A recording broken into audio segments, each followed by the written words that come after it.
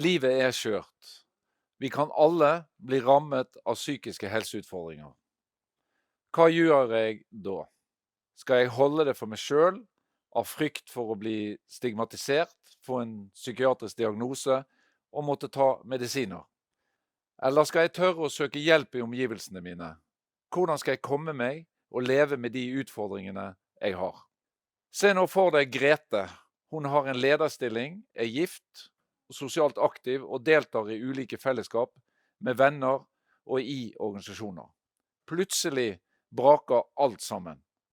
Grete blir skilt, hun blir sykemeldt, venner slutter å ta kontakt med henne og går forbi uten å hilse. Hun isolerer seg og klarer ikke å delta i ulike sosiale fellesskap. Grete søker hjelp for sine psykiske helsevansker. Hun får en diagnose, tilbud om psykofarmaka og en liste over privatpraktiserende terapeuter som hun kan ringe til.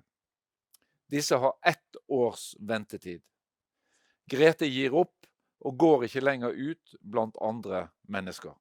Eksempelet viser at forholdet mellom Grete som person og hennes livssituasjon er avgjørende og en del av det å leve. I det du opplever psykiske helseutfordringer som begrenser deg, starter arbeidet med å finne ut hvordan du skal leve med disse utfordringene. Hva skal til av praktiske og følelsesmessige forhold som gjør at du kan leve med det du opplever som krevende? Psykiske helsevansker er verdens største folkehelseproblem. FN slår fast dette i 3 ulike rapporter. De skriver at mennesker som opplever psykiske helsevansker har, sitat, blitt utsatt for utelukkelse, forsømmelse, tvang og misbruk, og forstått som avvikende fra gjeldende kulturelle, sosiale og politiske normer. Sitat slutt. Rapportene slår fast at den psykiatriske modellen er utdatert og må erstattes. Det er behov for et paradigmeskifte, ifølge FN. Så hva er de konkrete problemene med den psykiatriske modellen? For det første så tjener legemiddelindustrien store penger på psykofarmaka. Inntektene er årlig på hundrevis av millioner av kroner ved salg og bruk av disse medisinene. De har ofte liten effekt og store skadevirkninger. Medisiner er også ofte det eneste behandlingstilbudet som blir gitt til personer med psykiske helsevansker. For det andre er det skeive maktforhold i psykisk helsefeltet. Psykiatere og psykologer er de som sitter på toppen av pyramiden av fagfolk. De har makt til å forvalte sannheten om hva som er den beste og riktige behandlingen for de som har psykiske vansker. Videre lytter fagfolk generelt i alt for liten grad til hva brukerne selv mener. Hjelpen blir ofte bestemt uten at brukerne har noe å si eller får medvirke. Mange brukere har egne erfaringer om hva slags hjelp som har vært hjelpsom tidligere. Dette bør fagfolk lytte til i mye større grad. Det er også et problem at fagfolk ikke retter søkelys på brukernes levevilkår, sosiale forhold og menneskerettigheter. Hjelpen blir heller individualisert. Det betyr at hjelpen tar utgangspunkt i at det er noe feil inne i personen, og det blir ikke undersøkt hvordan sosiale, økonomiske og relasjonelle forhold påvirker personens psykiske helse. For det tredje mangler det lokale tilbud og lett tilgjengelig hjelp. Vi trenger åpne sosiale møteplasser med lav terskel hvor alle er hjertelig velkommen. Det kan være lokale treffsteder med kafé og muligheter for å delta i aktiviteter som turgåing, musikk, trening, lesergruppe og mer. De som faktisk bruker treffstedene bør bestemme hva som skal være av aktiviteter og tilbud. FN-rapportene peker også på økende sosiale forskjeller som den viktigste årsaken til at folk opplever psykiske vansker i vår tid. Det å leve med lite mat, lite penger, uten arbeid eller bolig, i ensomhet og fysisk isolasjon, skaper psykisk helsevansker både i vårt land og i verden for øvrig. Sosial utjevning, likhet og rettferdighet er de viktigste bidragene til å skape forandring, ifølge FN. Gitt at den psykiatriske modellen og dens tilnærming for å håndtere psykisk uhelse er utdatert, hva skal vi da gjøre? Det er da recovery kommer inn. Recovery kan oversettes til å komme seg etter psykiske vansker og klare å leve med dem. Recovery handler om oss som personer og de livsbetingelsene vi lever under. Recovery er opprør mot å bli møtt og behandlet som syk og upålitelig. Personer som opplever psykiske vansker skal ikke behandles i psykiatriske institusjoner gjennom sykeliggjøring og overmedisinering. Når mennesker er i psykiatriske institusjoner, ser vi bare en liten del av de.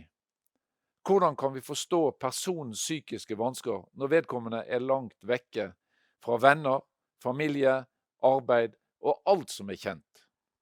Recovery som begrep og bevegelse startet på 1960-tallet som en del av den amerikanske borgerrettsbevegelsen. Kravet var at alle borgere i USA skulle ha de samme rettighetene og mulighetene. Denne kampen inkluderte også personer som opplevde psykiske vansker. Bevegelsen The Psychiatric Survivor Movement kjempet for overlevelse og mot undertrykkelse, mot sosial stigmatisering og utstøtelse, og ble en del av borgerrettsbevegelsen. De dokumenterte omfattende overgrep, tvangsbruk og overmedisinering mot innbyggere med psykiske vansker. Tilsvarende kamper og bevegelser foregikk også i andre vestlige land med de samme kravene om like rettigheter, muligheter, sosial og politisk, juridisk og menneskelig trygghet og respekt. I dag er recovery fortsatt et opprør mot å bli stemplet, marginalisert, sosialt ekskludert fordi man opplever psykiske vansker. For det første, recovery innebærer å utfordre psykiatrisk kunnskap og behandling gjennom diagnoser og kategoriseringer. For det andre, recovery handler om å synliggjøre og gjøre noe med de krenkelser og den urett som mennesker med psykiske vansker har opplevd, både som enkeltpersoner og som gruppe, i familier, i lokalmiljøer, tjenester og i samfunnet. For det tredje, recovery har frigjørende krefter og kan forløse mot og handling hos personer. For det fjerde, recovery skaper fellesskap som gir muligheter til å leve med de utfordringer som livet byr på. Som mennesker blir vi født inn i relasjoner, vi lever i relasjoner og vi dør i relasjoner. Og det er ikke antallet relasjoner vi inngår i som er avgjørende, det er kvaliteten på relasjonen. Det er faktisk tilstrekkelig for personer som har opplevd psykiske vansker å ha en sterk og god relasjon til en annen person, for selv å ha det godt. Det kan være en venn, en kjæreste eller en psykisk helsearbeider. Vår psykiske helse leves ut i våre relasjoner til familie, venner, arbeid, økonomi, bolig og samfunn. Like viktig inngår vi i relasjoner også til dyr, natur, kultur, nabolag og samfunn. Det er viktig for vår psykiske helse at vi har et hjem. Ikke bare et sted å bo, men noe vi kan kalle et hjem. Et sted jeg kan lukke døren, føle meg trygg, vite at her hører jeg hjemme. Mange studier viser at det å ha et hjem er helt avgjørende i recovery. Å inngå i livets ulike relasjoner handler om å inngå i fellesskap. Fellesskap som er inkluderende, som verdsetter forskjellighet, og som viser omsorg og kjærlighet. Personer som opplever psykiske helsevansker forteller at det å inngå i et fellesskap har vært avgjørende for dem. Mange opplever gleden av å inngå i et trygt fellesskap, hvor de blir tatt imot som de er, og utvikler samhold og vennskap med andre i fellesskapet. Personer som har opplevd et vendepunkt, altså opplever at livet forandres til det bedre, nevner ofte at det er helt konkrete handlinger og opplevelser som bidrar til forandringen. Det kan være å bruke naturen. De kan ha fått en ny venn, en hund, en kjæreste eller en ny fagperson. Fagfolk innen psykisk helsearbeid forteller også om konkrete eksempler når de beskriver hva det er å arbeide recovery-orientert.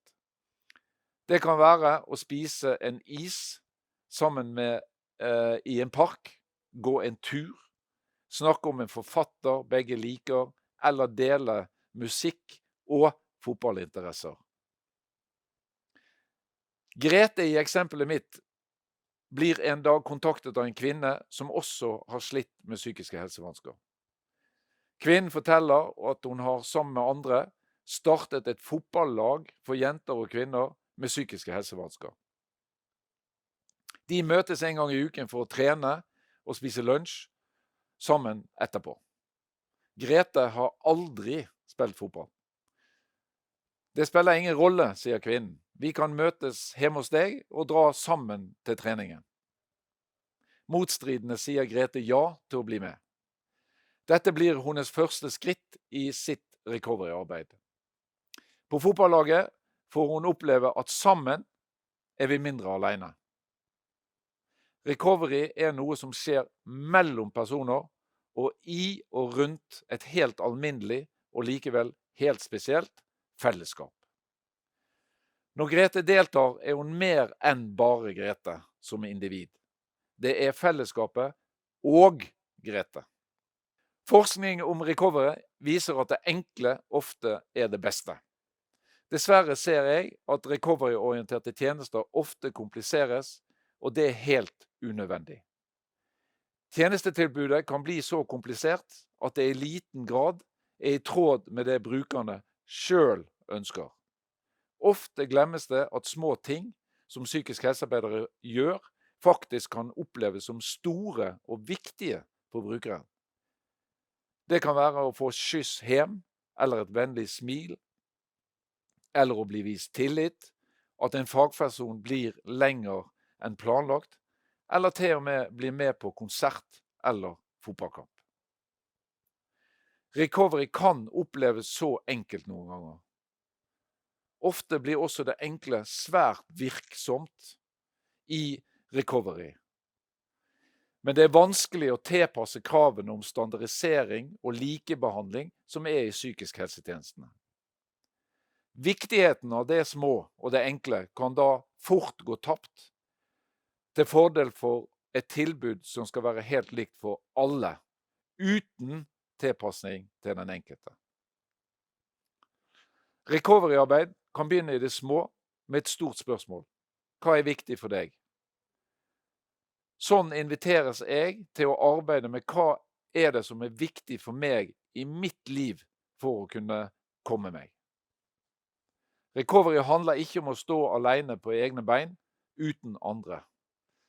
Recovery er noe mer enn at vi skal mestre livet alene og realisere oss selv. Et sånt individualisert utgave av recovery legger opp til at vi skal gjøre oss mest mulig uavhengig av hverandre og løsrive oss fra fellesskapene. Igjen, livet er relasjonelt og leves relasjonelt. Recovery er å henge med folk og være en del av ulike fellesskap. På fotballaget opplever Grete et vendepunkt, og hun finner ut av hvordan det er mulig å arbeide med å komme seg. Hun opplever å bli inkludert, vist tillit i et kvinnefellesskap som er omsorgsfullt og aksepterende. Det gir styrke å være sammen med andre som også har erfart psykisk helsevansker. Og ikke minst, folk som har erfaringer med hvordan det faktisk er å lære å leve med psykiske utfordringer, både alene og sammen med andre. Den fysiske aktiviteten blir også viktig som et bidrag til at Grete opplever en bedring både i sin fysiske og sin psykiske helse. Recovery handler om det enkle og det store med å invitere til fellesskap og hjelpsomme relasjoner.